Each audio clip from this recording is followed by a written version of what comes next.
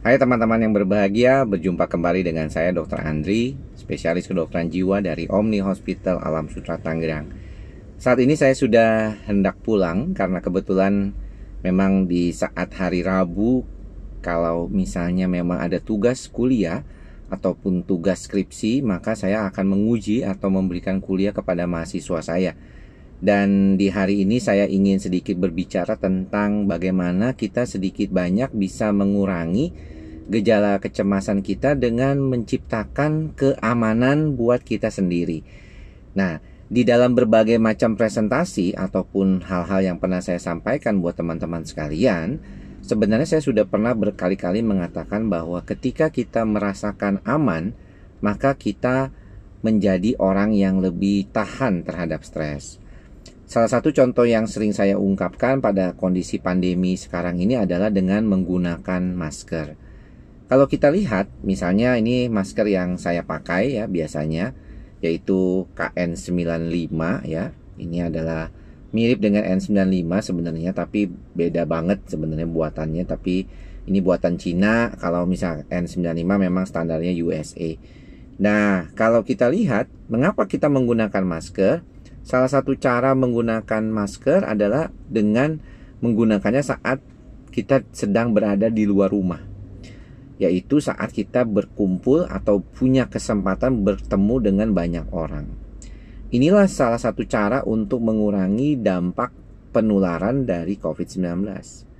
Jadi dengan menggunakan masker, kita merasakan suatu keamanan ataupun perasaan aman ketika kita berada pada situasi yang sebenarnya kita khawatirkan bisa menjadi sarana penularan.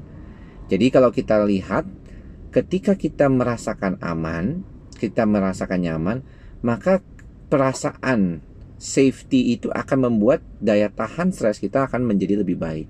Kita tidak jadi stres kalau keluar rumah, kita merasa terlindungi, dan ini adalah hal yang paling penting ya untuk diperhatikan oleh teman-teman semuanya.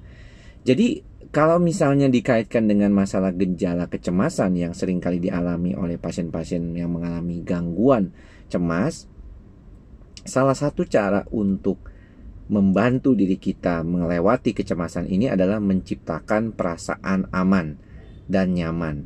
Ini tentunya sesuatu yang harus diupayakan, bukanlah sesuatu yang sifatnya gifted ya, diberikan ya, apalagi kalau misalnya pasien-pasien yang mengalami gangguan panik, seringkali mereka mengalami kekhawatiran yang berlebihan akibat dari paniknya, dan terus-menerus akhirnya menyebabkan dia tidak bisa kemana-mana karena perasaan panik itu yang sangat mengganggu. Itulah mengapa dalam tahapan pertama pengobatan gangguan kecemasan, obat bisa menjadi salah satu terapi, yaitu untuk mengurangi gejala kecemasan tersebut.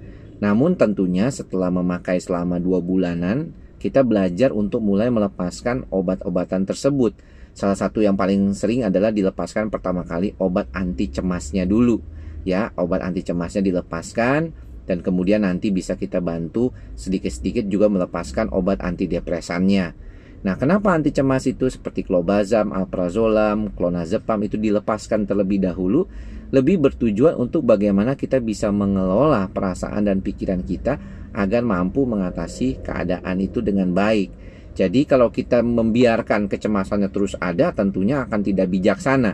Tetapi ketika kita mulai menguranginya di awal, karena biasanya datang ke dokter jiwa itu dalam kondisi yang sudah agak berat, sehingga perlu ditangani awal dulu. Nah, nanti belajar pelan-pelan bagaimana.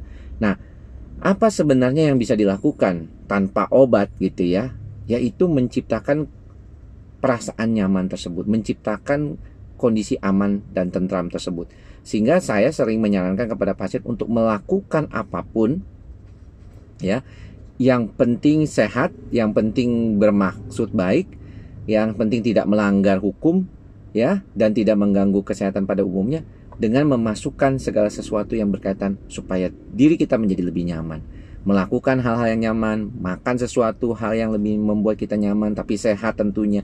Dan ini selalu yang ditekankan. Artinya orang punya banyak cara untuk bisa membantu dirinya lebih nyaman, tapi kan setiap orang beda-beda. Maka daripada itu yang paling penting untuk dilakukan adalah bagaimana kita bisa mengurangi keadaan ini menjadi jauh lebih baik lagi.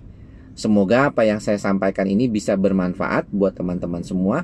Jangan lupa untuk tetap menjaga kesehatan jiwa dan raga kita, memberikan kenyamanan kepada tubuh kita, dan juga menciptakan situasi-situasi yang membuat diri kita nyaman dengan tentram. Sampai bertemu lagi di lain kesempatan. Salam sehat jiwa. Bye-bye.